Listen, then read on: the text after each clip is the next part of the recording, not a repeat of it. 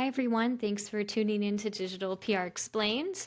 Today's episode is a special one because I'm also publishing it on YouTube. So we recorded video, my guests and and I'm going to test that out a bit in 2025 and see how it goes.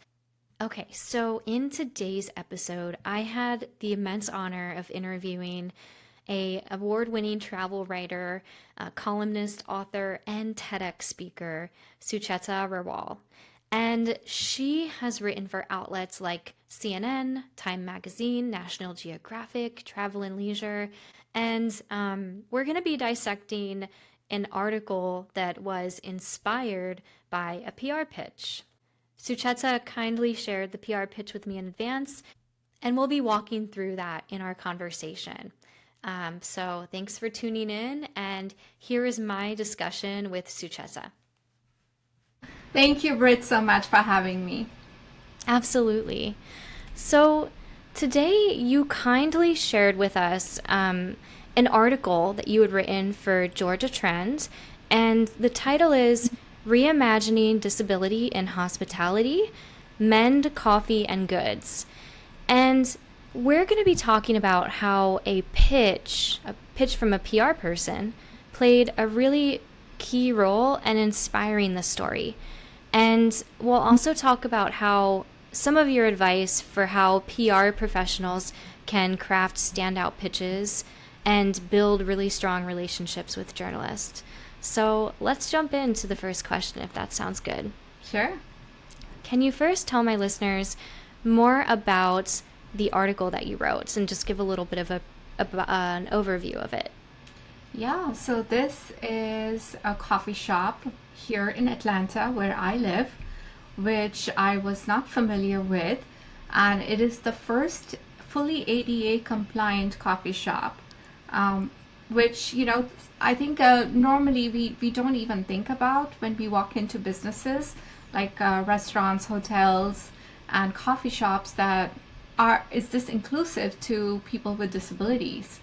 And this particular coffee shop is not just inclusive in the sense that they are enabling people with wheelchairs or disabilities to walk in, use the washrooms, but they are also employing people who have disabilities. And then it goes on to even the founder of this coffee shop is this wonderful lady who is originally from Athens, Georgia. And she had a wonderful life working in California, and in her 30s, she all of a sudden had a stroke and became disabled. So she had a great life, and she understood how it is to travel and eat and enjoy everything, and now she had to really let all that go. So she recreated the whole experience for herself and everybody else, inspiring people who have physical and mental disabilities to be able to work in the hospitality industry and also be able to enjoy the finer things in life. So this is a beautiful coffee shop from the whole experience of sitting down there. It's very spacious. You can come and work. You can have really good specialty cappuccinos and snacks, and everything is hand curated by her. So I really wanted to showcase her story, but also have everyone think about how we can enable other businesses to create those opportunities for people with disabilities, which is such a big part of the community. You kindly shared the pitch with me in advance of our conversation, and I'll go ahead and post that in the show notes so listeners can have a look and read it in its entirety. But I did want to call out just how interesting that pitch was to me personally. It started off with a mention of how she follows along with you on your Substack. Mm-hmm. And so in the pitch, and let me just also call out her name because she deserves a shout out too. Haley Woods sent you the initial pitch. Yes. She said that she's a subscriber to your Substack, noticed just by following along with your with what you're up and about to, what you have going on in your day-to-day. She noticed that you're visiting a few small towns in Georgia, And she also asked if you would like to meet up for a coffee introduction. She didn't right away talk about Mend Coffee and Goods. That was sort of the second part of the email. But that whole interaction and how she mentioned that she was a follower of your Substack and obviously cares a lot about the work that you do and what you're up to, that was really interesting to me. And do you get that often, or what else stood out to you about the pitch, perhaps?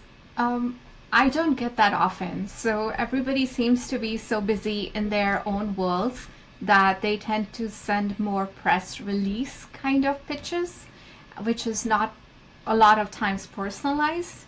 And whenever somebody does send me a personalized, which includes my name, it has maybe a personal connection to show me that they are following me, whether on social media or reading my Substack, and responding to something that is in my beat that would interest me, then I definitely read through it and it catches my attention.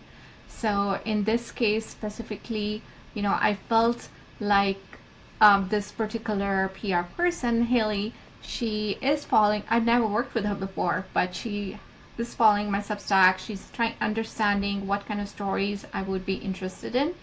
And then also, instead of sending me a long pitch with here's the story, here's the pictures, here are the links, she's just extending a very gentle invitation to come check it out yourself and see how you feel. But I also felt like Haley had done her own research first with her client as well. So she had already been to the coffee shop, she had already met the owners and understood their story. So she was not really like cold pitching. A lot of times I see PR people, they just want to get their client story out without fully understanding who they are and then matching them up to the right journalist to tell that story. Yeah. And what also stood out to me too is that Haley explicitly said there's no obligation for you to write a story. And I know that doesn't need to be said, but does that help you or kind of convince you more to potentially collaborate with a PR person? Absolutely, Britt. There's this guilt that writers have when they accept freebies, whether it's going to a restaurant or going on a press trip. We feel like if they have hosted us, they have invested their time and money, and so have we, because it is taking a couple of hours out to go from your workday, drive somewhere, park, and spend that time to explore something that's new that may or may not result in a story. So it's always judging the best use of our time, but then also not feeling that guilt afterwards. And if somebody does mention that, yes, there's no obligation, it helps. It totally makes me feel a little bit easier. Yeah, absolutely. So you obviously took Haley up on her offer and you met up with Haley. Well, it sounds like you actually met up with her colleague, Kayla. Yeah.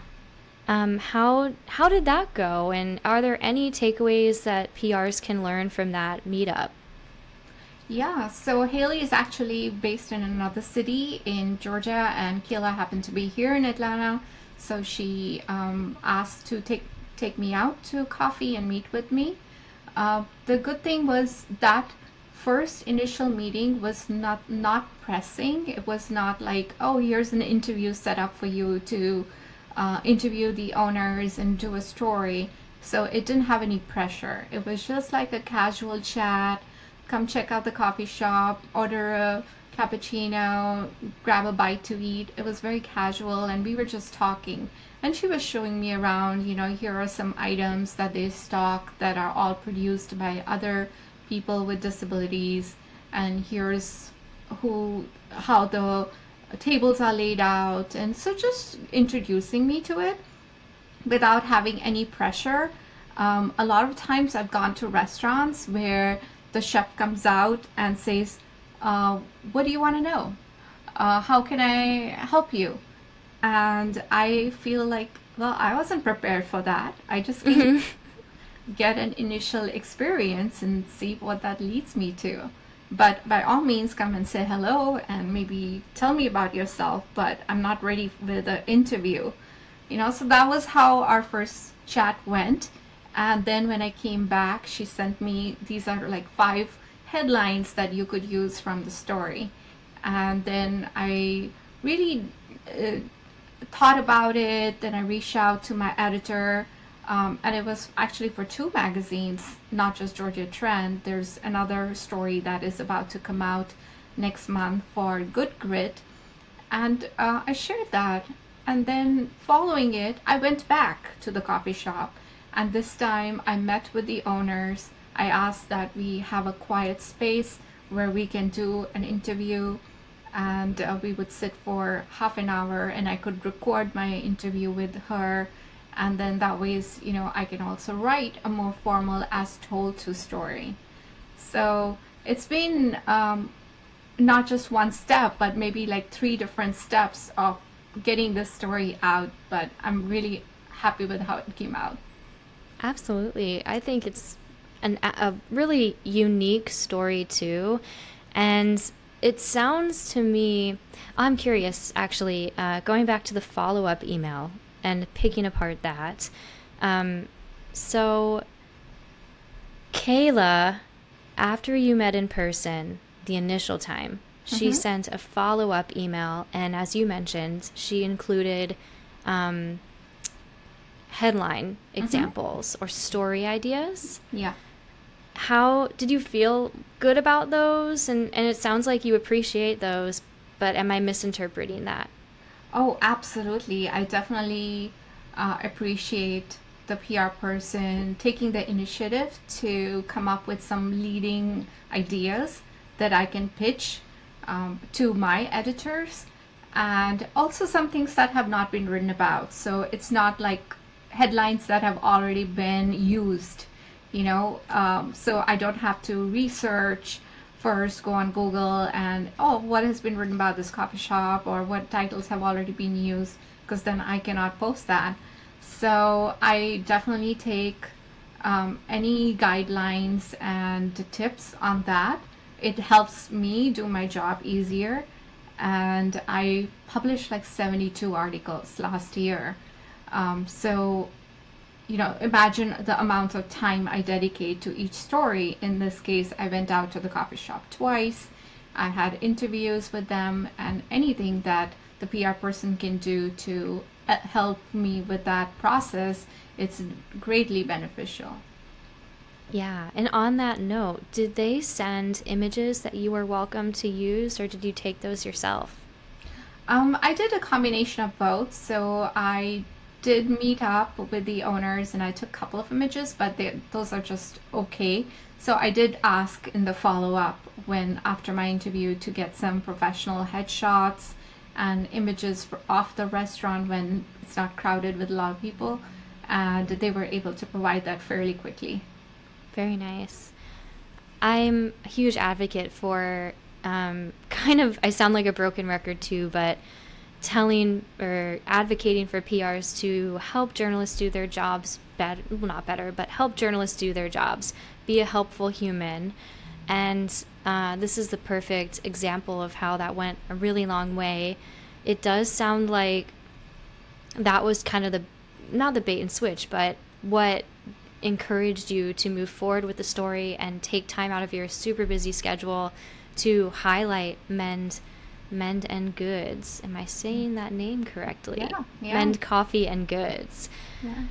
Yeah. So this is a really nice story, and my biggest question too is if you've worked with Kayla and Haley once more on other stories. I haven't. So this is fairly recent story that I wanted to share with you and your audiences, but I have not worked with them. It's in the last couple of months since then, but I'm always I would read whatever they offer me right away. Yeah, definitely. It sounds like it, right? They built a relationship with you that was professional and helpful, and it seemed to go on really seamlessly, Mm-hmm. and that goes a long way. Do you have any other tips for my listeners on how to build relationships with journalists better, besides being helpful and professional? Yeah, I would say one is to, follow the Substack, because that's like my um, conversation with PR people regularly. And I started doing the Substack because I was sending these emails individually to everyone saying, hey, I'm working on this story. Could you send me a pitch? Do you have any clients that fit into this? And instead of doing that, now I send it to people who actually take the time to read my Substack and follow me on there. And I also post my recent stories there. So that ways they can take a look at it. Well, you just did a story on this cafe in New Mexico, and I would love to tell you more about a similar one. So that ways I understand that you have taken the time to learn about what I like to write about, which tends to be a lot around sustainability, in tourism, and a lot of human interest stories on the culinary front. So if you tailor your pitch to something that I'm interested in, then that's the first way to establish that relationship. And then the second thing would be to be just a good friend, a good reliant partner, um, answer emails in a timely way, when asked for questions or fact checking. Just make sure you're responsive, you're able to get that information to me as soon as possible. I have maybe 3 or 4 PR people who I can text any time of the day, and I know they will respond to me within 5 minutes. Wow. And sometimes you have a story, you worked on it a month ago, and then the editor is reaching out to you and say, well, I need a fact check for this particular statement that you mentioned in there. And for me to write another email to the PR person, then they will go back to their client and then get back to me maybe in a week. That's too late, uh, because the editor is probably about to publish the story and they just need a quick answer. So having that, being a resource and being available, I think it's important, especially when you know that the journalist is working on a story with you, then you need to be responding fairly quickly. Right. Be responsive, for sure.